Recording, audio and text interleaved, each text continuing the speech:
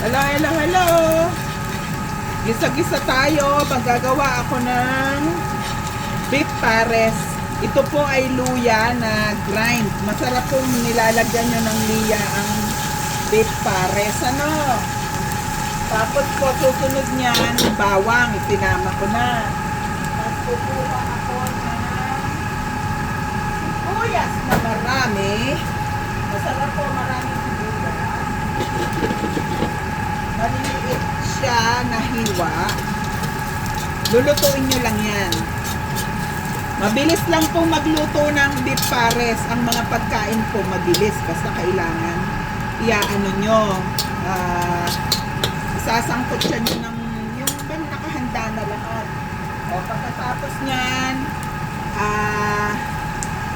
lalagay ko na po yung beef na in-slice namin ng maninipis. Ang ginagamit ko pong beef dito ay yung may konting taba kasi hindi masarap yung purong laman. Tapos po, ito ay brisket. Galing sa Costco. Alam nyo naman ang Tita Rose, gusto ko quality ang mga laman. O, ihahalo-halo nyo lang yan. Tapos lagyan ng paminta na durog. Gumagamit po ako ng star anise dito, ha. Karamihan po ng gamit namin ay binagrind po namin fresh siya, tapos ibagrind po namin sa okay. Hold mo muna. Ayan po, nilalagyan ko naman ng bay leaf. Basta lagay lang kayo ng kung ano-ano. Oh, alam ko na yan. Pag po, tansyado nyo na kung gaano karami ang ilalagay nyo. Ayan. Mabilis lang po ito. Maniwala kayo sa akin. Tapos ang ginagamit ko kasi yung magandang lutuan, yung makapal na metal. Ganyan lang ha. Halo lang kayo. Ang nilagay ko po ay paminta, tapos yung pong laurel and star anise ito. Where's the star anise with you? Yung isa, jar. You know, beside it. No, I think this is not. The other one, the smaller one.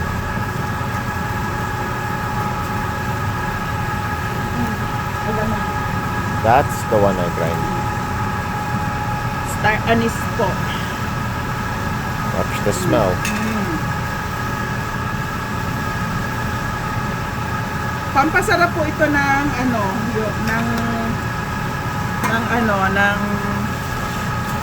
tawag nyo, ng pares. Ayan o, nagsisimula na yung meat na maluto.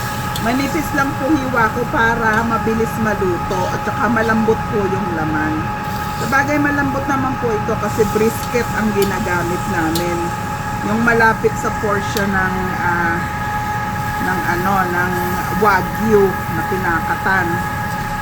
O, ayan. Halo-halo lang hanggang sa maluto siya. Tapos po, lalagyan ko yan ng konting patis.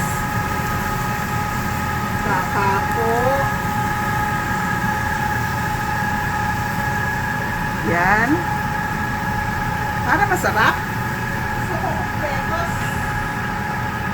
Toyo.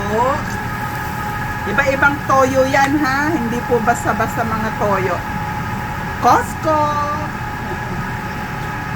Maraming klase po ng toyo inahalo ko dyan. Hindi po yung isang klase lang. Ganyan ang pagkain namin dito sa Paulos.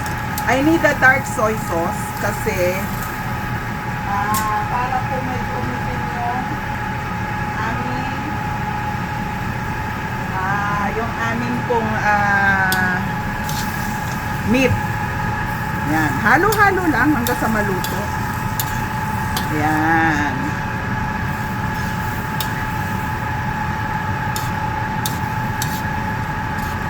Kasi ubos na po yung niluto kong beef pares. So, magluluto ulit kami ng panibagong beef pares.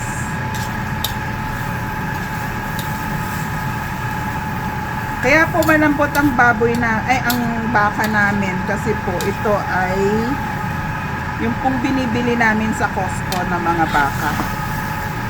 Yung slab na malalaki. Tapos brisket po ang titingnan nyo para masarap pag hiniwa nyo ng maliliit. May konting taba. Hindi po pwedeng puro laman kasi pag po pares, hindi masarap pag puro laman. Lalagyan nyo ng konting taba. Para lang po yung langgunisa, pag gumawa kayo, dapat ay 30-70 or 40-60 ang taba po ay yung 30 or 40. Yung pong laman 60 or 70.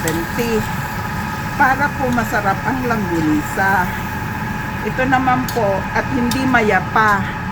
Ito naman ay ayan, ganyan lang, halo lang ng halo hanggang sila ay magtubig. Pag nagtubig po yan, nahaluin ko naman yan, lalagyan ko ng oyster sauce.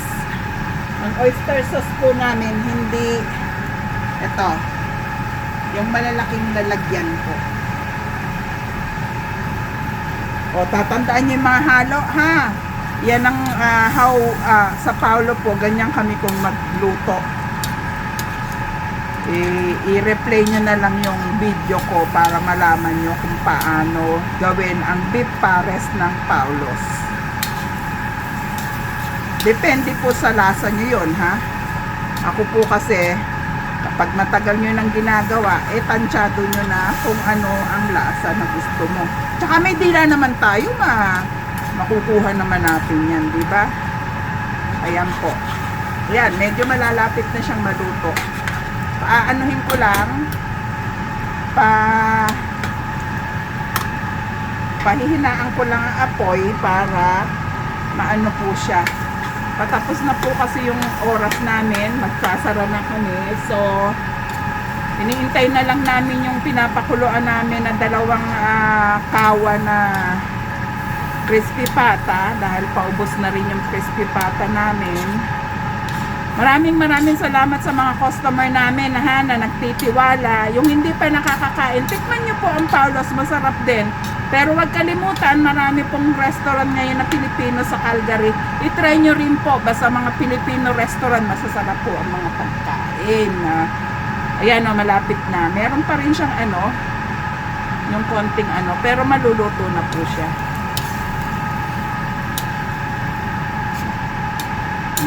Ganyan lang po siya.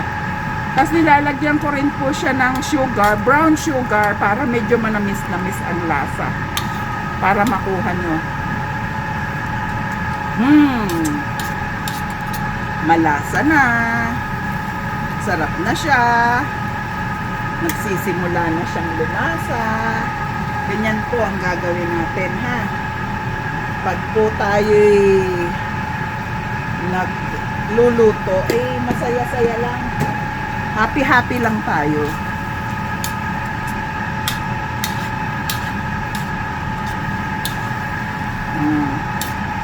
Lapit na yan.